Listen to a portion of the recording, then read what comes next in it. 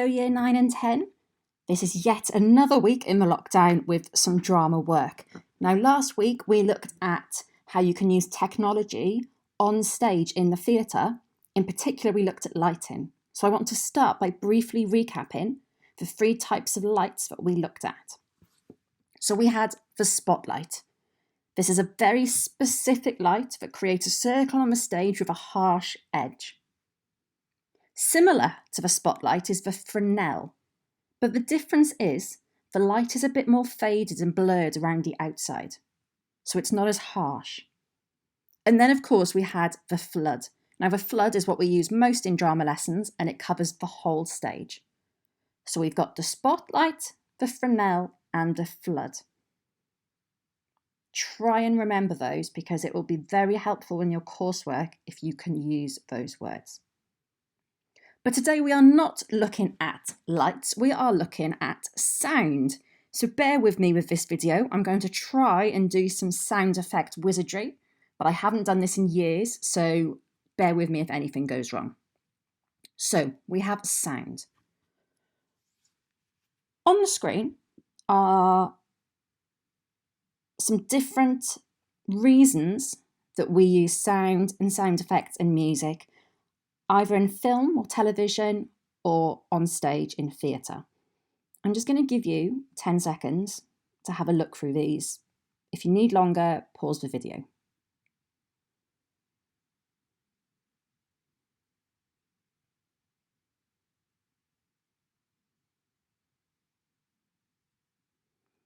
Brilliant. What we're going to do now is go through each of these one by one, look at them in a bit more detail and listen to some sound effects that might be used for each category. So let's get started with supporting the style of a production. So sound and music will help to support the overall style of a production. For example, a play in a naturalistic style, which we know means represents real life, would use realistic sound effect to create the impression of real life. Here's an example. You might have the sound effect of a door opening and closing.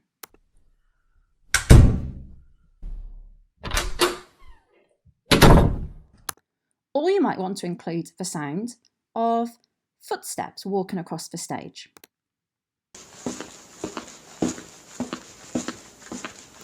And a little bit later we'll look at how you can use that, whether you want the actors to make the sounds or whether you want it being played separately. And of course you could then use different sounds that look more abstract or don't necessarily look like real life, but we will look at those afterwards. So that's number 1. I've combined the next 2 because I think they're quite similar. So you can use sound to communicate a character's personality. It might not be obvious, it might be quite subtle. For example, a thunder sound effect and tense music when a villain enters the stage in a pantomime. Which goes in sort of, doesn't it, with the idea of communicating themes. For example, if you have a character or your theme which is about power and control, well, you might have quite a dramatic piece of music. And I'm going to play a sound now which I think could suit either of these categories of someone powerful and possibly scary entering the stage.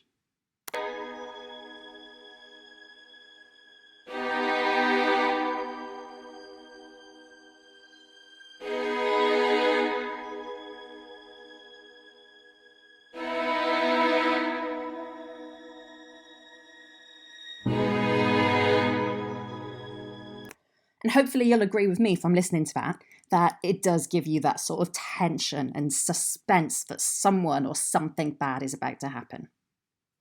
So we've got personality and themes and symbols. You can also use the music or sound effects to build up the rhythm in a scene, to energise it. I've got a picture there of a scene that is a chase scene that's really fast and energetic. And you can use the music to build that and to keep the actors energised. It might sound like this.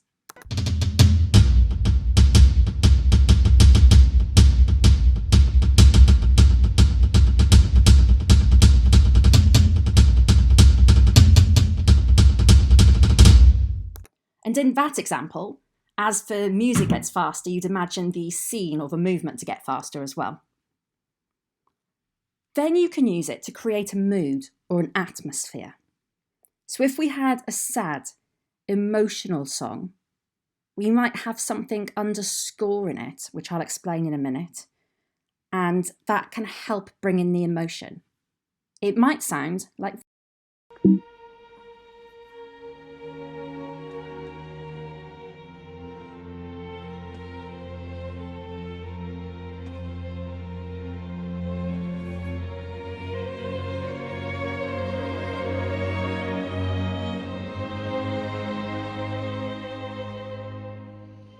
Now, what's helpful if you're using a song like that is that most audiences will have seen that in lots of different films, in sad scenes. So they automatically in their brain associate that with a sad emotion. So they're already feeling the emotion that you want to, not just from the acting or the words, but from the music they can hear. So what's next? Well, we've got conveying the time period or historical context. For example, a play set in the 1940s may use a style of music from that time. Maybe something like this.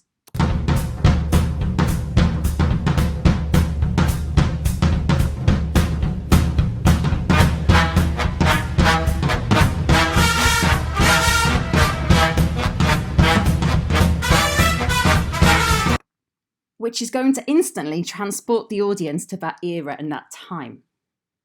Sound effects can also reinforce a play's period.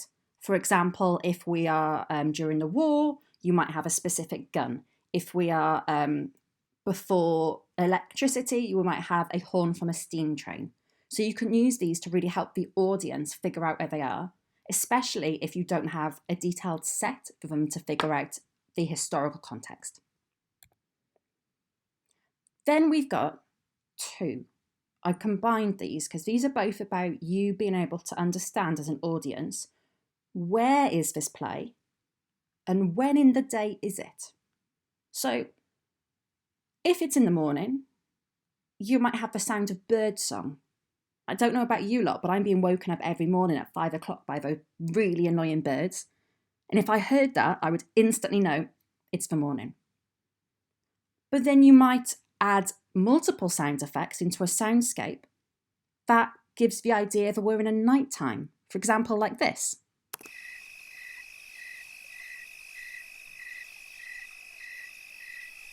And this would probably play underneath the scene, wouldn't it, as everybody is acting. But of course, crickets, birds could be anywhere. And actually, a director might want to be more specific about where a play is set.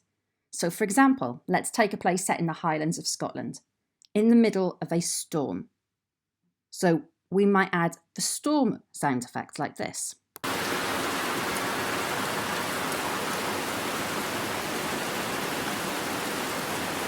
So this is already, you can hear the wind, you can hear the rain. We're not in a nice, warm location. But that still doesn't tell us it's in Scotland, does it? So if I was the director, and I maybe wanted something to not seem necessarily naturalistic, but to give the audience a clear sense of where we are, I might combine that first sound effect with the sound of bagpipes like this.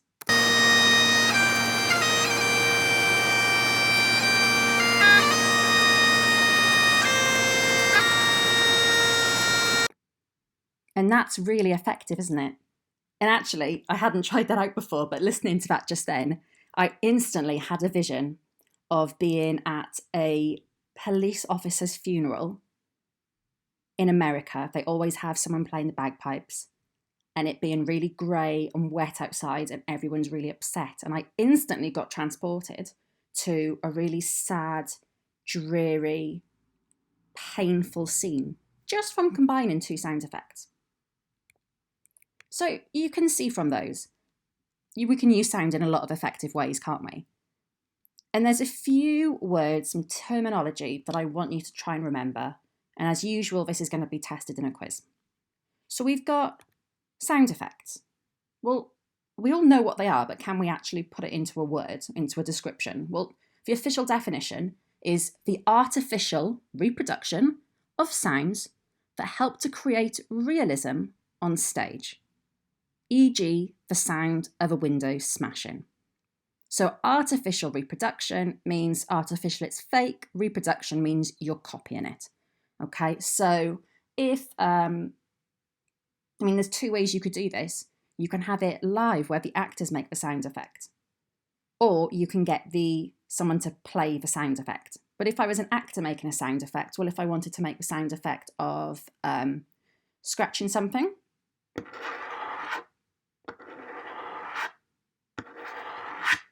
I wanted to make the sound effect of water, oh, you can't hear my water in my glass. Obviously you can't see me, but I was just trying to swirl some water around. You might have the sound effect of someone tapping.